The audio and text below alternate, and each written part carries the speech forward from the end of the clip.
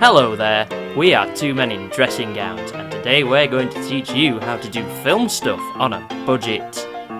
Today we're going to be talking about mic technique. Now, mic technique is essential if you want to have good quality sound in your video and to give it just that little bit more oomph. While normally Ross would tell you a little bit more about it, today I'm going to do it so he can take the day off. Woo-hoo!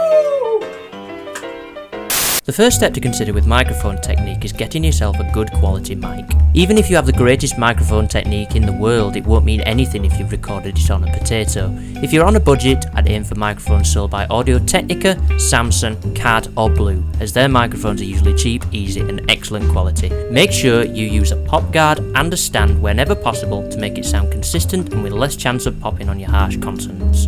Secondly, where your mic is positioned makes all the difference, and this includes your physical location. A large room with a tall ceiling will give a vastly different sound to one recorded inside your cupboard. Though, don't record your sound inside your cupboard all the time, it'll just look a bit suspect.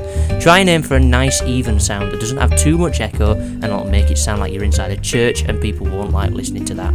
Depending on the type of voice you have will mean you stand in different lengths away from the microphone.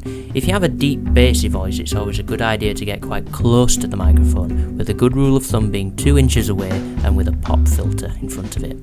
However, if you have a more nasally voice like mine, it's good to be further back and with a nice rule of thumb being at arm's length. However, all mics are different, and depending on the type of mic you're using, this could change drastically, so have a play around with the positioning and see what works well for you. Lastly, it's always a temptation to mess with the microphone or over-edit it to try and make it sound that little bit better, to push it that little bit further, but remember there is always a limit to how much can be done. The best rule you can work with in sound is this: if it sounds right, then the sound is right.